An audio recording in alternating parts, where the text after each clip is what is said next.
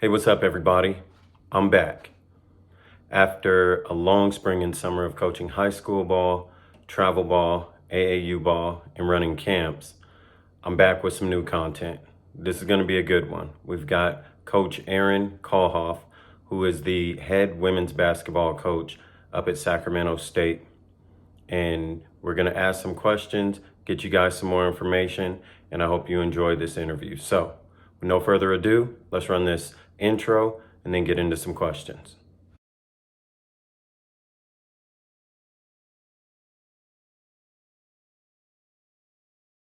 Hey, everybody. Welcome to another segment of Beyond Tomorrow Recruiting. Today we have Coach AK, also known as Coach Aaron Kalloff from Sacramento State. So we're going to jump into some questions, but first we're going to let Coach AK introduce himself, give you a little bit of background on him, and then we'll dive into some questions. Glad to be on here today. The head coach at Sacramento State, I just took the head coaching job, accepted it about 3 months ago, was a short stint at BYU in the Big 12, and prior to that in the Big 10 at Penn State, in the SEC at LSU, and then 3 years at TCU in the Big 12. Started out coaching JUCO men's basketball back in 2003. Got into the women's game around the 2007 area and have done it ever since. So coming into this year, this will be 21 years into college coaching, and it's something that I've always dreamed of, being able to coach in college. And I wake up every day thankful and grateful and ready to work. Kind of my mantra over the years is I sign a one-day contract every day, and I want to make sure I get hired tomorrow. So really have tried to live by that. And then the other thing is I've, as a coach, through my years, I've got a rule that I never get beat to the office 2 days in a row. And in 21 years, that stayed true. And I think that's a big part of why I've been able to experience, and now I'm a Division I head coach. Like it. I like it. Yeah, I love that. Not getting beat to the office. I think a lot of people underestimate the importance of being that first face when players walk into the gym or walk into the office. So I like that. Your Twitter bio or your X bio, I don't even know if it's Twitter anymore, but your social media bio says, I enjoy recruiting and coaching the best players in the world. From a coaching perspective, from your perspective, what are your 3 favorite parts about the overall recruiting process? And so we're going to talk about high school to college. We're going to talk about JUCO transfers. We're going to talk about D1 transfers. What are your 3 favorite parts of the recruiting process? The number one thing is the relationships that have been formed. Been fortunate to sign kids from, not just from the U.S., but after this year, I've signed kids from 19 different countries through my coaching career. So it's the relationships, it's seeing and being able to connect with the different walks of lives, different races, different religions, and just opening up to some lifelong friendships. And that's been key for me. Always take the pride in. I want the phone call when it's a tough day. I want the phone call when it's a great day. And so the relationships, recruiting is relationships. The other thing is the competition. When you're going against the best, you're going to have to go, going to get the best players, you're going against the best. Mm-hmm. Been fortunate. I've been at 3 different institutions where we've been able to sign top 25 classes, top 20 classes, signed a number 6 recruiting class in the country when I was at TCU. So the competition. And then the last thing is just seeing from the moment that you're able to recruit them and get them to see what they develop into. I take pride in skill development because early in my coaching career, that's how I made money. Not just coaching, but being able to do lessons and trainings and stuff. So just finding a game plan for each recruit of here's what I can, here's what I want to invest in you. Here's what we're going to do in your skill development. So I think that's 3 huge things. You're talking to them about relationships. Okay. You're showing them a vision, and then you're being able to connect with them. And I think that's just huge, but doing through all that, it's a competition. Yeah. It's a competition because you don't get at the high Power 5 levels coaching in Power 5 conferences, not being competitive. Yeah. Because you got to be willing to, roll your sleeves up and get after it. So I think that'd be, 3 key points. Yeah, I love that. You made a good point about competition and kind of stepping into that level of the next level. Your high school kids going college kids transferring up or lateral transfers. From a competitive standpoint, a question that I keep running into from a lot of parents is, how significant is the high school level of competition to a coach when it's time to recruit? So a lot of parents are saying, my daughter's really good, but she's really good by 4A standards or by, the third biggest or the second biggest classification in our state. So even though she's competing and she's one of the best players in her classification, she's not playing against the biggest classification, what people would consider the best talent. Now, we've seen 5A schools out here locally that have better talent than some of the 6A schools, but from your perspective, going back to the competitive side of what you were saying, how important to you is the size of the classification that a high school player comes from when you're looking at recruiting? Great question. Want to start with, everybody's talking about blessed to receive an offer, and you got all these, it's all about the numbers. Mm-hmm. That drives me nuts as a head coach because you can only play for one. Yep. You only can go to one school. And that's why in recruiting, and I kind of want to go back just a little bit in it, I always make sure, regardless if I get the kid or not, that I maintain a good relationship, because with the transfer portal and all that, sometimes it's better to be the second school. Because sometimes you get fallback kids. But as far as your original question on, does it matter on size? It does matter on size, but it doesn't, because you can only play, go back to, you can only play for one. You only need one college. You only need one university to believe in you. You only need one. And if you're good at 4A, at 3A, they're going to find you. The right school is going to find you. You just open yourself opportunities in the 6A because it's a bigger environment. And the first thing everybody thinks in their head sometimes is, I got to start at the highest level, and then I got to work down. Well, that's not, there's good players at all levels. Some of the best players I've ever coached, I was their first and only offer. They were from private Christian schools, or they were from, I've got a kid from Sweden. I've had a kid from Egypt.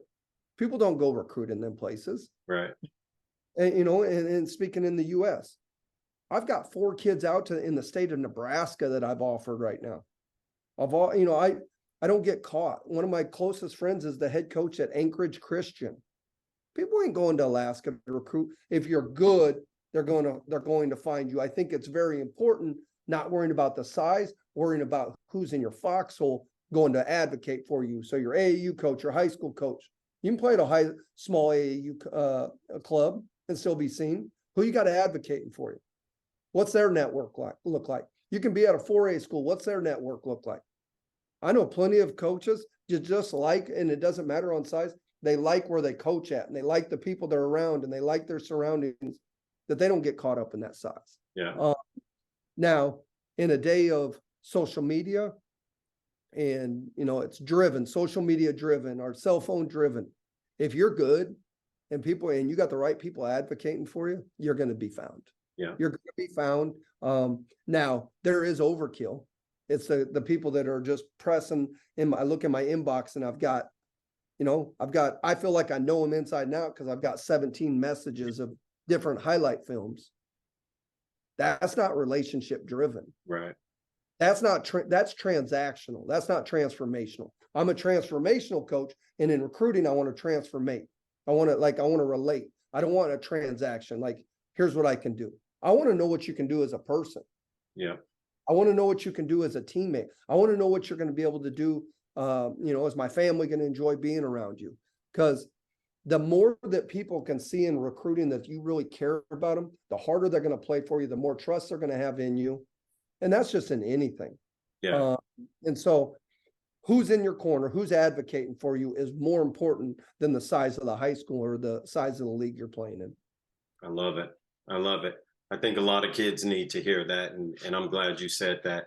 You also commented on the transfer portal. So that's kind of a hot topic. All sports have started being affected by that. Being from Colorado, I've seen what Deion Sanders has done with the CU program.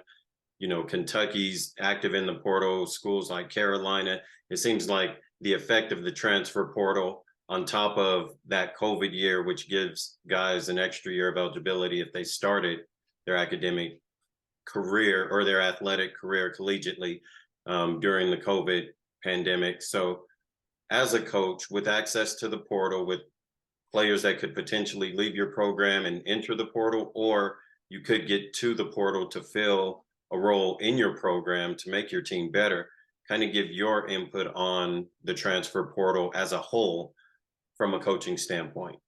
It's a great question because I'm sitting here after just taking a program over less than 3 months ago. I've got 8 commitments since I've been here, mostly international, but they're all a previous relationship.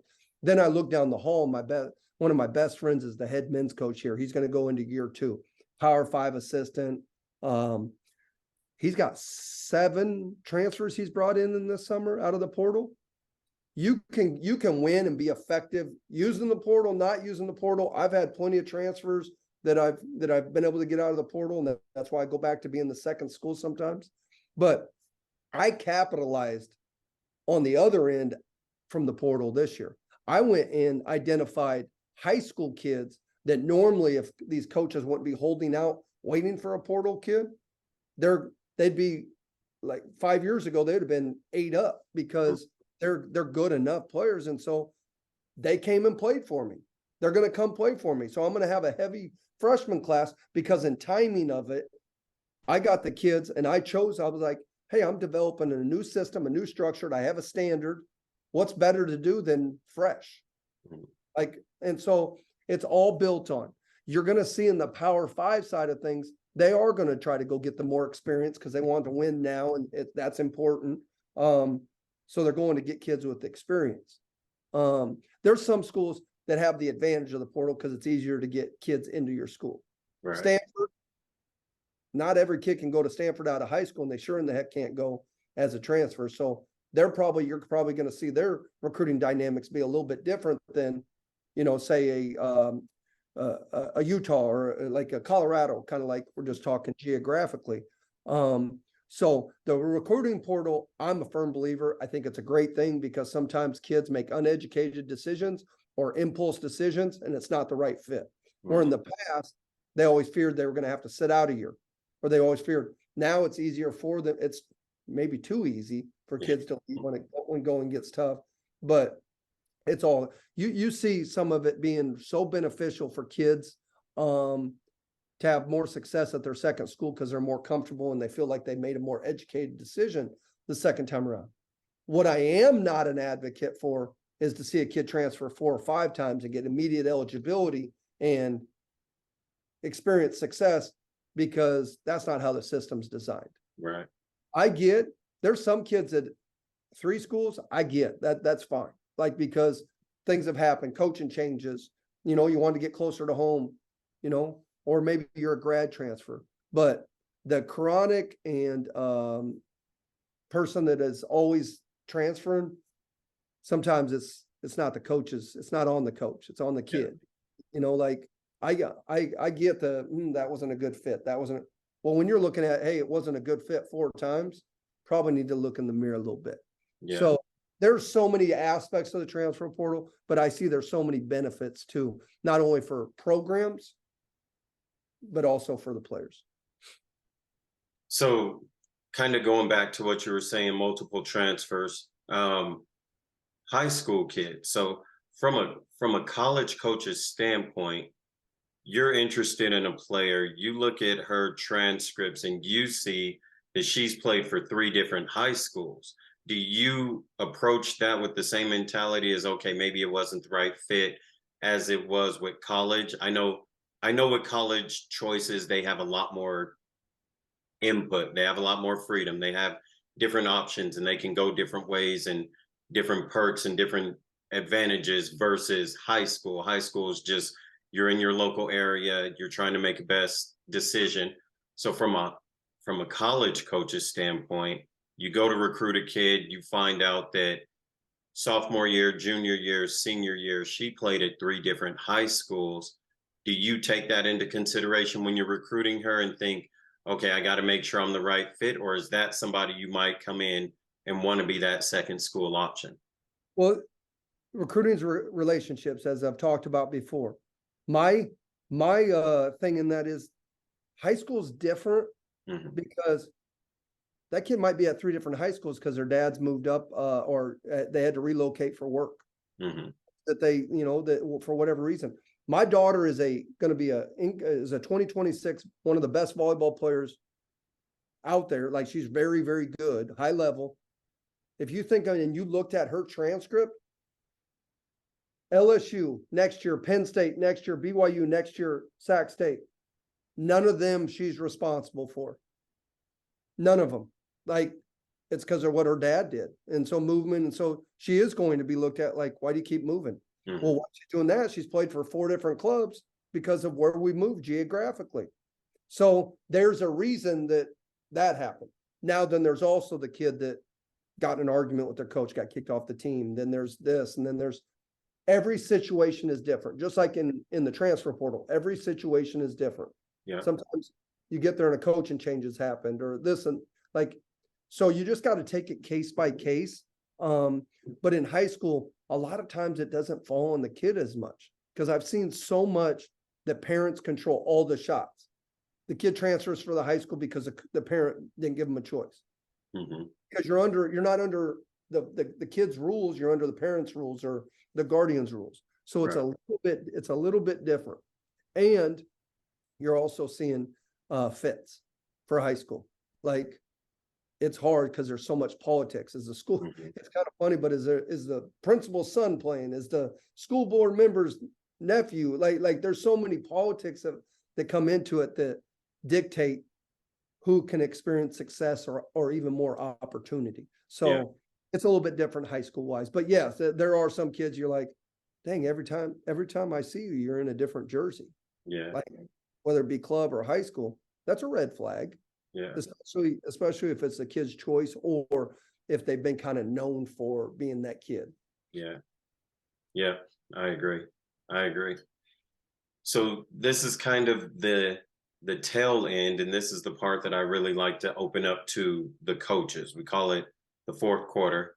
I just kind of open up the mic and let you drop any information, any knowledge, anything that has helped you throughout your career, or anything that you've told players, or you stay consistent with telling incoming players, current players, players graduating. Any kind of last words that you would have for student athletes that'll see the video, parents of student athletes that'll see the video? This is kind of your open mic moment. Perfect. I enjoy these moments because um, I love the relationships they're built off and recruiting and seeing people succeed. I help, even though I coach women's basketball, I help a lot of guys. I want to see people succeed and have opportunities. I was the first person in my family to graduate college. Well, I was the first person to ever go on to play athletics and be on an athletic scholarship. Wasn't the best player, but I was the hardest worker. I was not going to be outworked. That transferred over into coaching. We have a shirt that since I got here, it says the work is the reward. The work is the reward. If you work hard and you show up and do the work every day, you'll get an opportunity. I'm a firm believer, boys, girls, men's, women's, that if somebody's got their heart and their work ethic set on playing in college, there's a place for every person. The levels are different, but the experience can be great no matter what level you're on. I've won a junior college national title. I still have long-lasting relationships with them kids. I had a first-round draft pick out of that. We had 10 kids on the team. All 10 went Division I. 7 of them played pro. I've been fortunate to coach over 30 pros in my career. Like, they're from all walks of life. Some small schools, some international, some transfers, some not very good images coming up. Second chance kids that have served time. Like, I've seen it all. Men's, women's. The one thing it is at the end of the day, if you work, the opportunity will be there. I'm a firm believer that when you get your opportunity, you got to focus on the three things: on the court, in the classroom, and in the community. The more you serve in them three areas, the more successful you're going to give yourself beyond the basketball court, beyond the paper when you get that degree. Because you can't take your possessions with you, but you can take your legacy and the mark that you left. That's what people, how did you make them feel? How were you able to help them? And sometimes that comes through tough love. Sometimes that's just you being able to read if the kid needs a little bit extra attention, or if you need to show them and direct them. So there's a lot of things that factor in being a successful student athlete, but also being a successful coach, being a successful trainer, but they all come down to work. I still haven't met anybody that just showed up and was given something. Yeah. And I think I take that, and I've got a story because I don't have a dad that played pro or a grandpa. I didn't have an in. My first college coaching job was assistant men's basketball coach, assistant dorm director, admissions counselor, making about $540 a month living in a dorm after I graduated college. But it was the best job ever because it was the only job I could get at that time. Mm-hmm. And I made a promise to my wife 6 years ago: you ain't ever working again, because I'm going to bet on myself. We're going to work. We're going to make it happen. And we're fortunate. But it didn't without great sacrifices. I've lived in 11 different I've owned 11 different houses. My kids, I've got 3 kids. They've lived in every time zone in America. Hey, it comes at a sacrifice, but in order to get somewhere, sometimes you gotta make a move. You got to find the fit. And, and it's all about who you're surrounding yourself with. You got to show up every day, and it comes back to the work. It comes back to who's in your corner, who's advocating for you. You don't need people telling you you're doing a great job if you're slipping and you're making your maximum effort. And I think I look at the biggest thing in all this when I'm done as a coach, I got no regrets. I got no regrets because I at least tried to do everything in my will to help others and to put myself in a situation that's better for my family, but better for my players. Mm-hmm. I always want my players to know I'm going to advocate for you. I'm going to advocate for that, but that's also going to be a commitment and loyal to each other. We got to be able to trust each other. And trust is the easiest thing. It's the hardest thing to form and the easiest thing to break. Yeah. And so there's a lot of things that, factor into being successful. I've got my current players telling me, Coach, I've never had to work this hard. And then the next thing you know, they want more. Yeah. It's a standard. We have a standard. And I'm going to finish with this. Every day I go into practice, I said, how many enemies do we have today? And they're like, enemies, non-maximum efforts, NME, non-maximum efforts. How many times do I have to put my finger up and my ops knows that she just writes it down and we do something at the end, whether it's a burpee, it's a run, or this and that, it's a pay up. Because I want to know if you guys are just going hard, I can handle the mistakes. But if you're not, that's an enemy. That's what we got to get away from. Our first day we did it, we had 17 of them. We had 3 in our last workout. 3. And all 3 were in a shooting drill that they weren't even aware of. But now when I've got that accountability with our teammates, they're like, hey, we got to go hard. And I tell them 2 things. I want to go fast, but I don't want to hurry, and I want to be disciplined. And that's how we're going to play. I want to go fast, but I don't want to hurry, and I want to be disciplined. Well, that's hard to go really, really hard and really, really fast and be disciplined.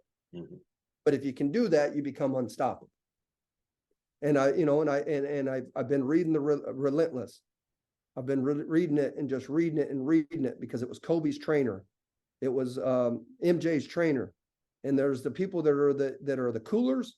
There's the people that are the closers, and there's the people that are the cleaners. You want to have as many cleaners around you as possible. Because it doesn't matter what happens, they're able to make things happen. Yeah. Closers only just show up at the end. And coolers, everything's just on how they feel. Yeah. Give me as many cleaners, and we can make some things happen. But I appreciate you giving me the opportunity to come on here today. I want you to share my information, guys, girls, no matter if it, whoever it is, I'm always willing and open to access and help. I want to be accessible. So Absolutely. I'm going to help however. I appreciate it, Coach. I definitely got a few players that as we get through this upcoming season, I'm probably going to shoot you a few texts and have you take a look at some film and get your input on a couple players because I got access to some pretty good ones out here, some all region and all state players that you might be interested in. So we're definitely going to stay in touch for sure. Sounds good. Appreciate all you doing and how you're making a difference too, because you're the ability just to make an impact is definitely there with you, and I appreciate that. Thank you, man. I really appreciate that. Well, I'm gonna let you go ahead and finish off your day, and I do appreciate you, Coach AK. I'll put your information in the description of the video. I'll also tag you on some things on the Twitter or X or whatever we're calling it now. So I appreciate you, Coach. Take care. Have a good one.